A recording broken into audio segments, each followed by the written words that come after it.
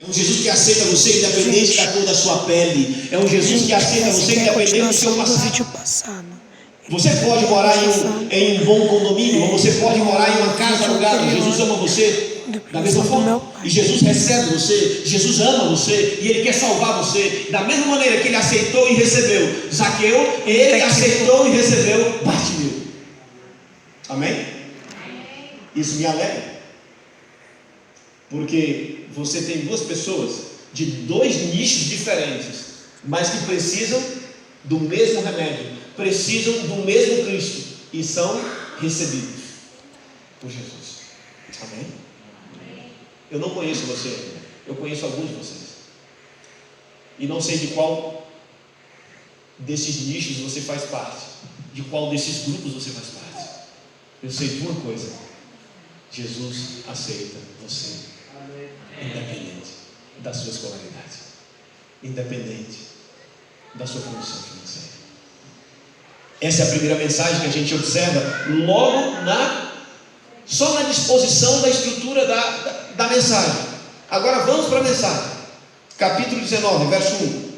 Entrando em Jericó, atravessava Jesus a cidade, e eis que um homem chamado Zaqueu, maioral dos publicanos e rico, procurava ver quem era Jesus, mas não podia, por causa da multidão, por ser de pequena estatura. Então, correndo adiante, subiu a um sicômoro, a fim de vê-lo, porque ali havia de passar.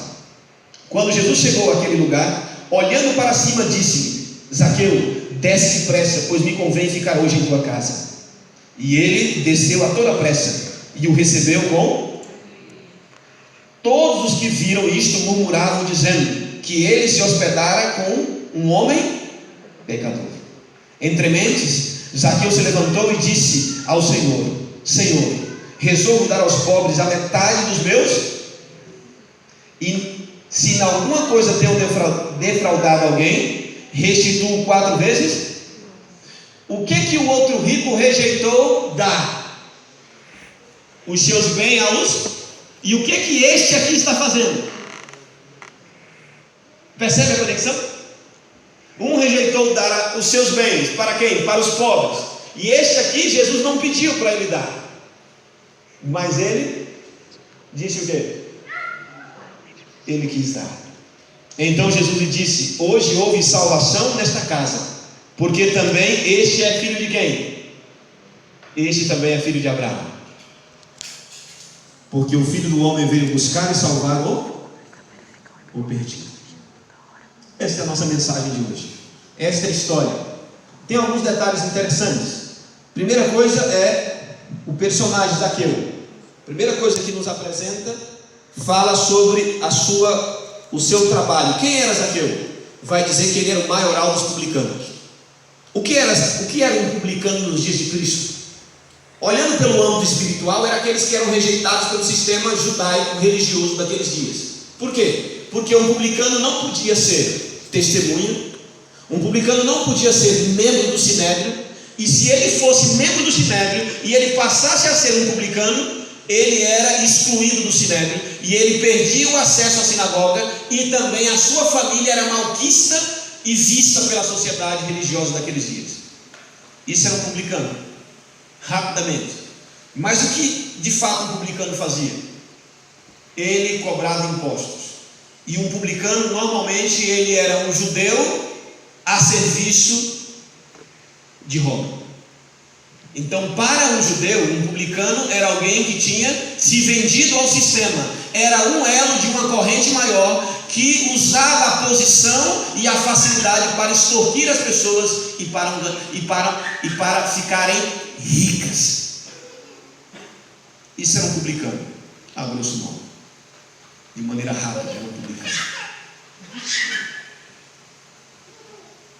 Quando a gente recorre à história, essa prática de cobrar impostos, ela passou a existir, segundo Flávio Josefo, no 2º século antes de Cristo.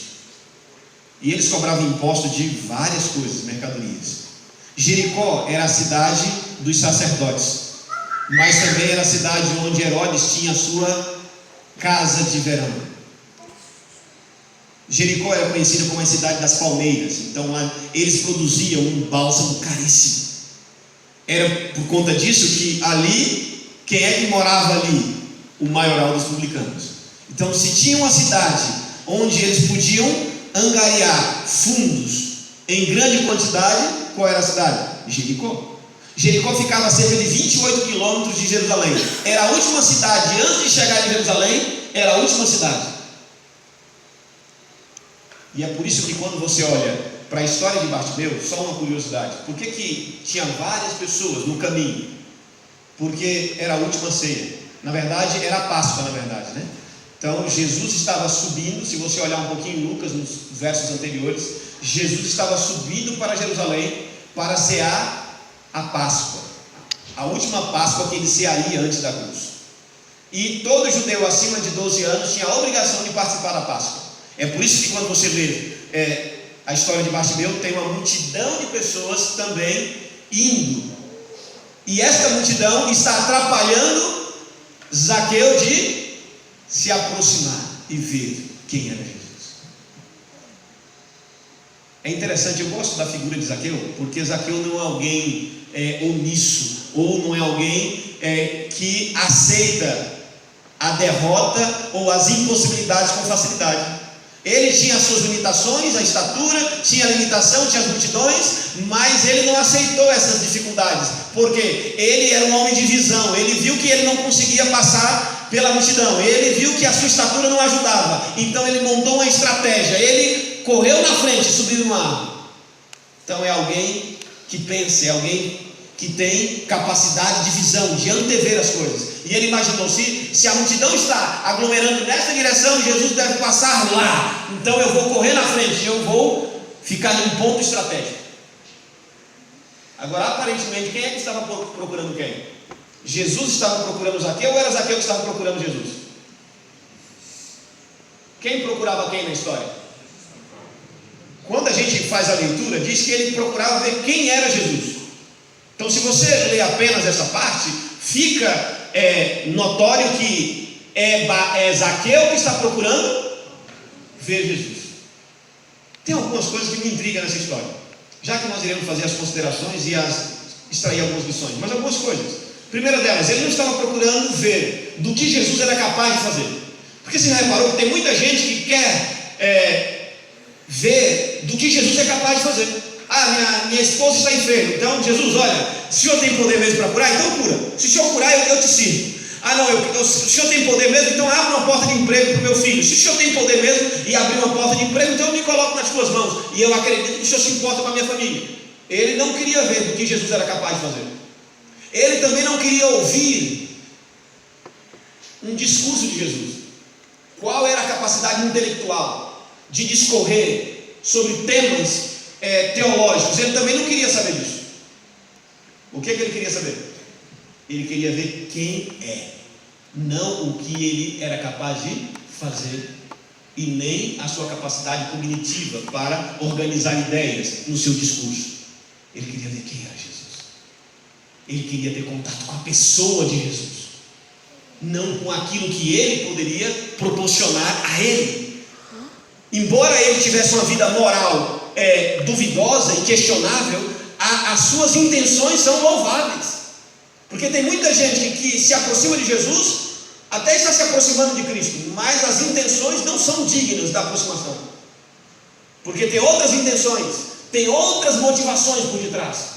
Quais eram as motivações dele? Ele queria conhecer a pessoa de Cristo.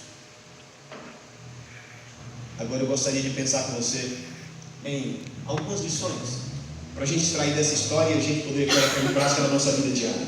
A primeira delas é: quando você se aproxima,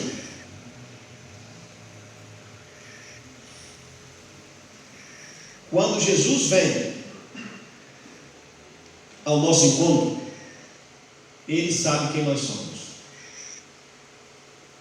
Eu fico admirado com a capacidade de Cristo na Bíblia, e também como nós somos diferentes dele.